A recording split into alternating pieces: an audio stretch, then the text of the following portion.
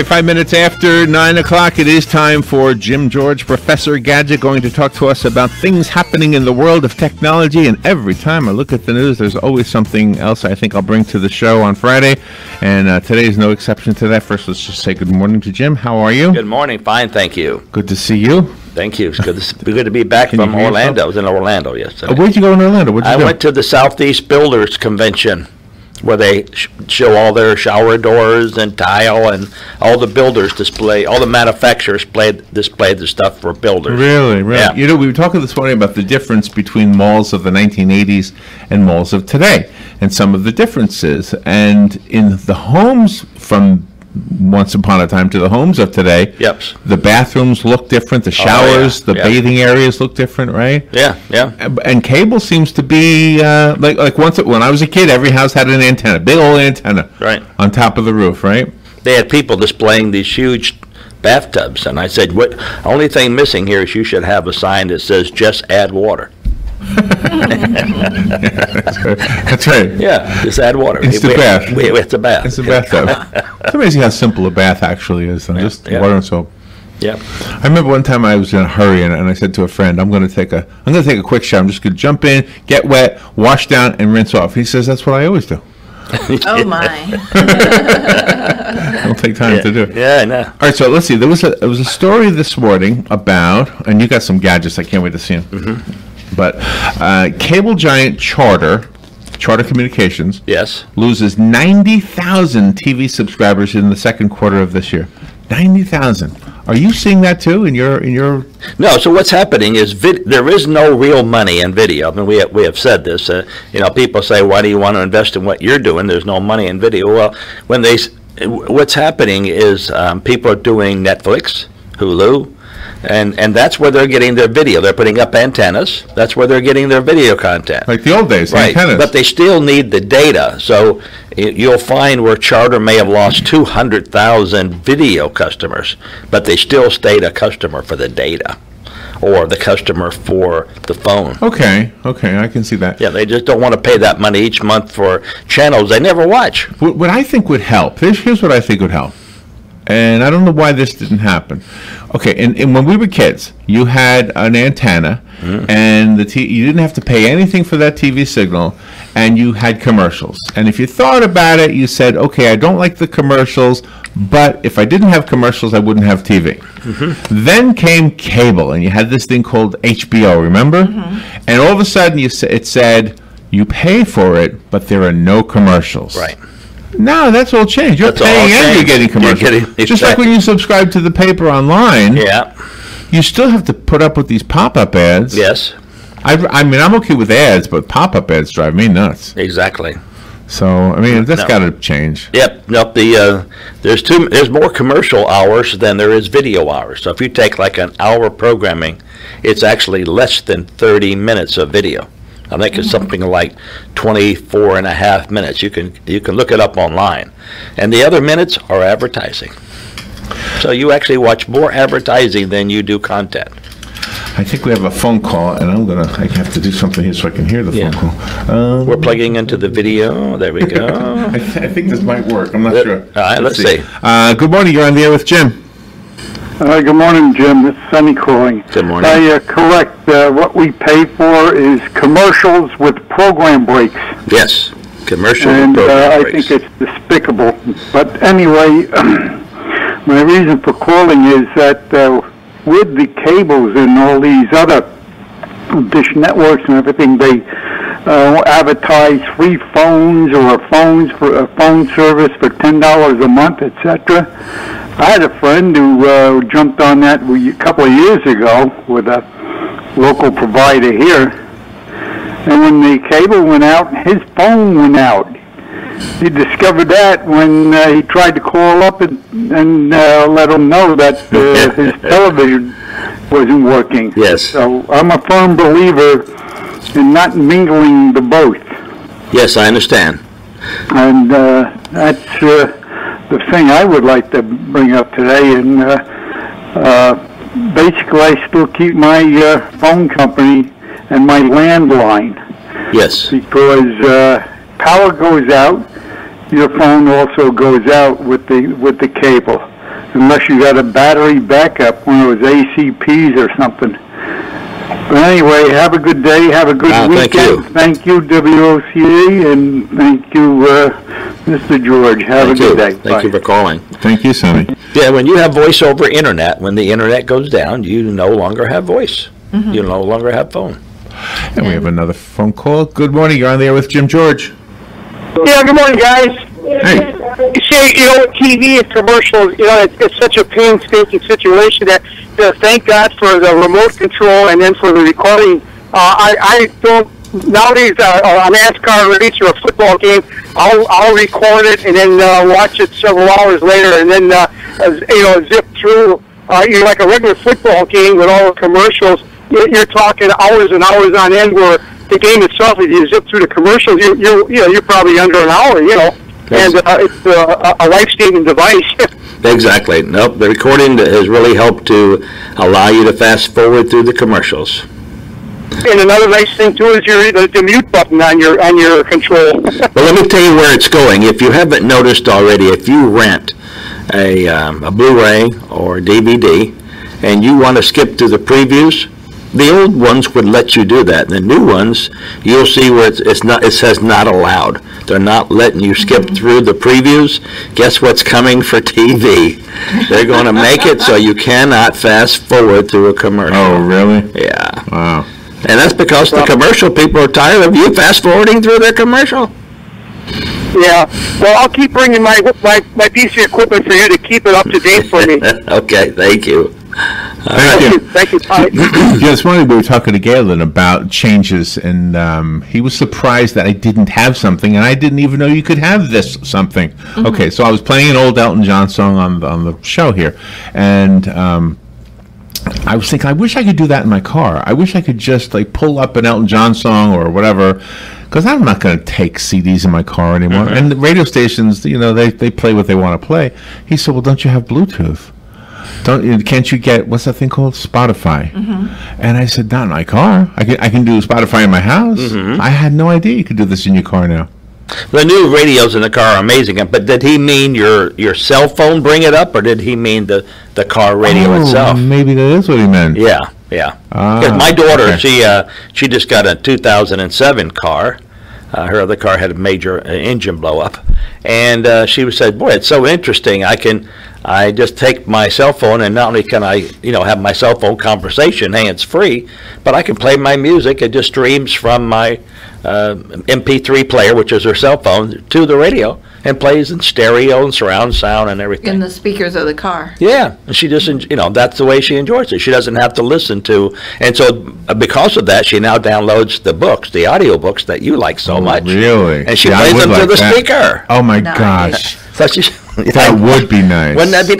And what you can do is pause it, and you can rewind it if you miss something. You ever hear an advertising on the radio, you didn't pay attention to it at the end, then it says, and if you call now, right? But you can't remember you can't go back. Right. You can't go. Right. You can't but if you have it on your cell phone or an MP3, you stop, pause, and go back. You do have another phone call. Good morning. You're on the air. Good morning, Larry, Robin, and Jim George. The notorious Frank. Okay. Jim. Yes. DirecTV has found out that there was no bank account anymore for them to rob. Did they tell you? Not long before they come and claim their stuff. Did you notice that I came by your house? I didn't notice, other than the time you said there was a white cross on the tank. Oh, no, I came by and walked through your house and met one of your gentlemen in the front, and he was calling out your name and said you're here somewhere, but he didn't know where you were. So I said, well, tell him I stopped by. He didn't find me. No, he couldn't find you.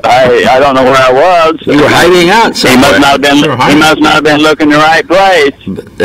Well, he called your name, went all through your house, went to the backyard. But anyway, I stopped by, so I'll stop by again. Okay. I can do that today. It'd be later on this evening, but I can do it today or tomorrow. Okay. Thank you, Jim. Oh, you're welcome. Robin. All right, thank you. Bye. All right, let's take a little break, and we'll be right back with Jim George. If you want to call in, you're welcome to do that. The number is 622-9622. We'll be right back.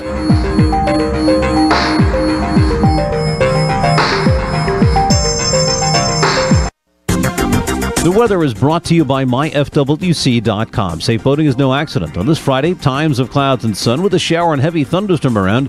Arriving in the afternoon along the coast, the high 90 to 94, and partly cloudy Friday night, low 73 to 77. Clouds and some sunshine Saturday with a shower and thunderstorm around, high 90 to 94.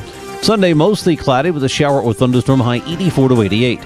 From the Florida Weather Center, I'm meteorologist Joe Lundberg.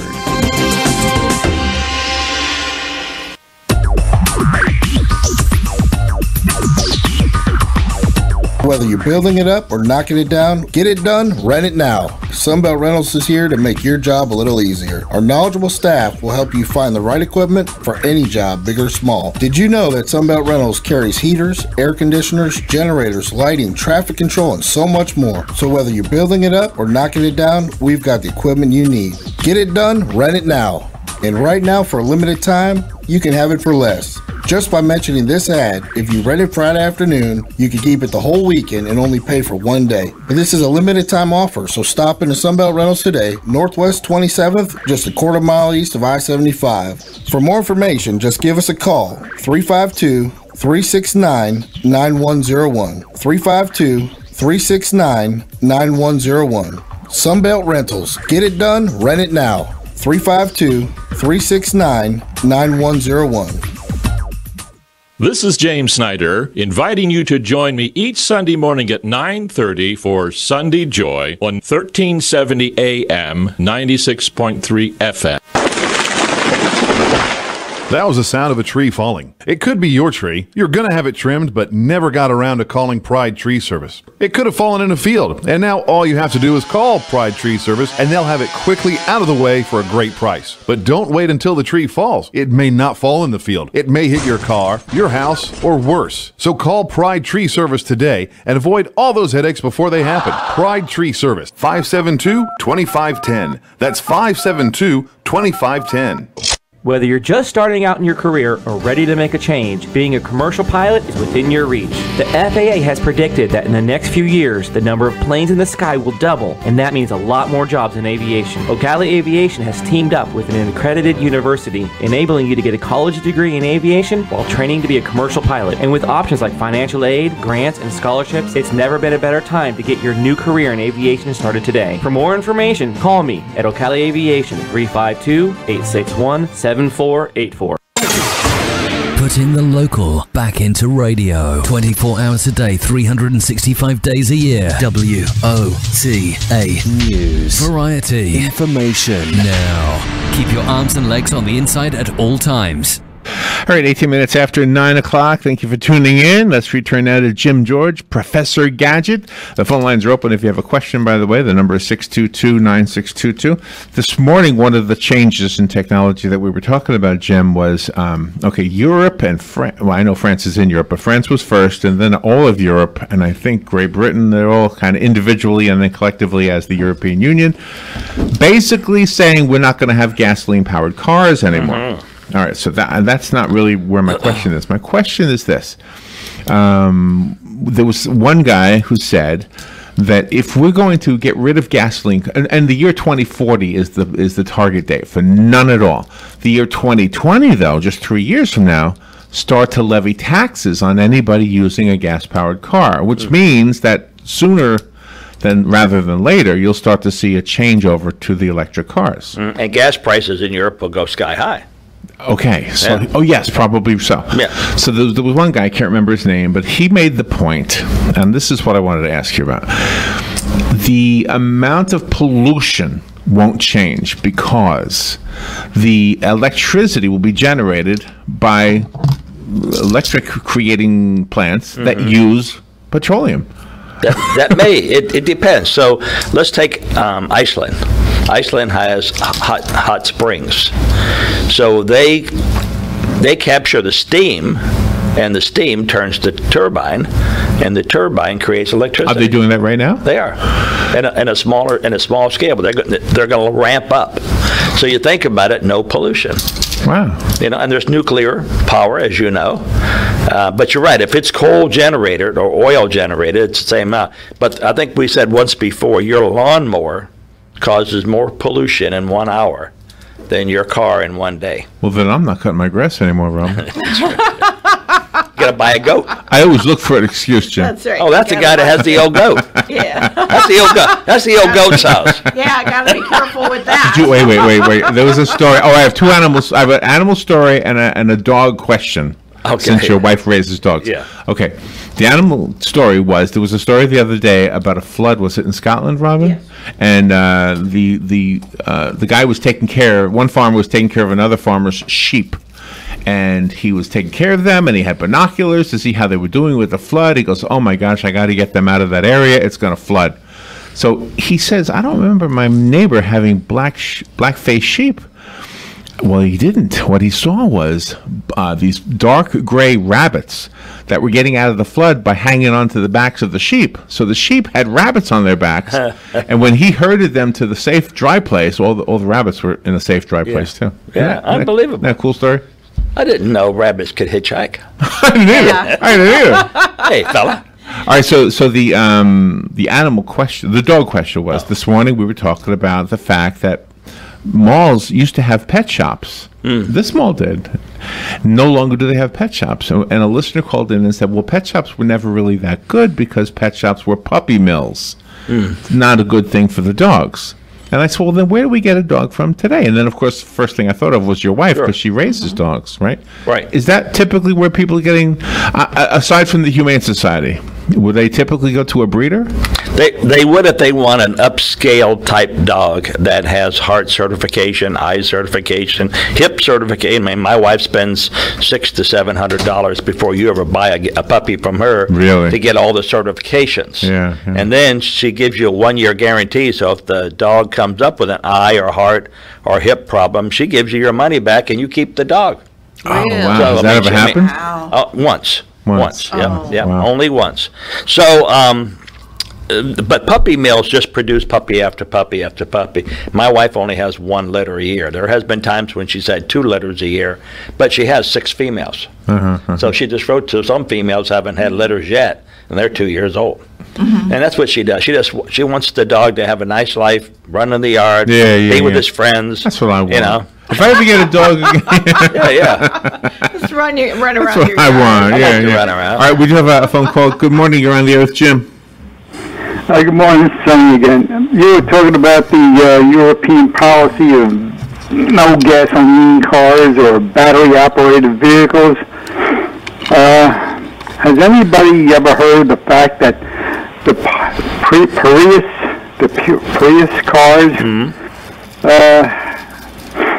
they have to replace those batteries, and it seems the car will outlast the battery by almost double the life. So that's a pretty expensive little deal to replace one of those batteries. So what is the actual gain other than the fact that, according to the government, the European governments, that there's less pollution?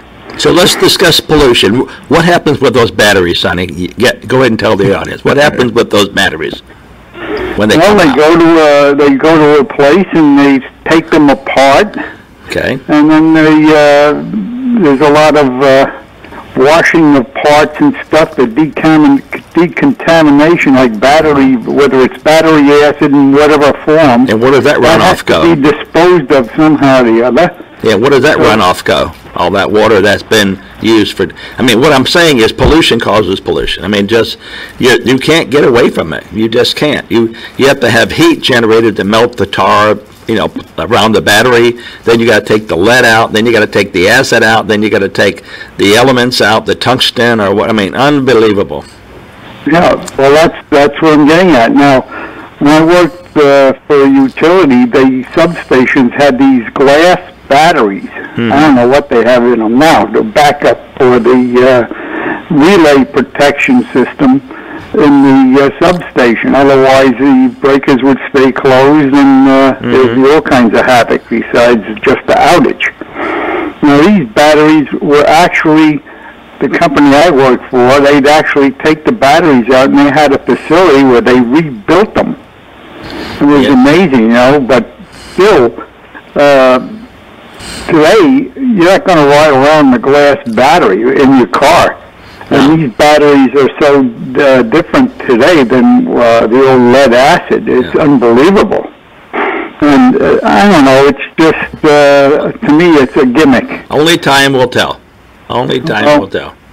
Well, we had Baker, that actually in New York City had more electric cars than gas-powered cars because the fact that the trips weren't very long and the woman in the house could drive an electric car at that time.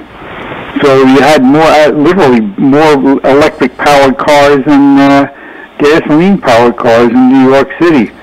They could go to the store, do whatever they want, get in the electric vehicle, turn the key or whatever they had to do to, to energize the motors and whatever. Yep. And they were actually able to get around a lot better than with the gasoline-powered vehicles at the time. I think Baker Electric came out with one in 1878 or something like that, 1880s.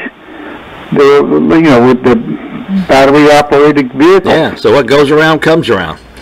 Well, anyway, but my point is that these new batteries are so sophisticated that I think you're going to have a bigger pollution problem, like you said, and then the cost of these new batteries as opposed to a regular lead-acid battery is astronomical. Have a good weekend, everybody. Thank you.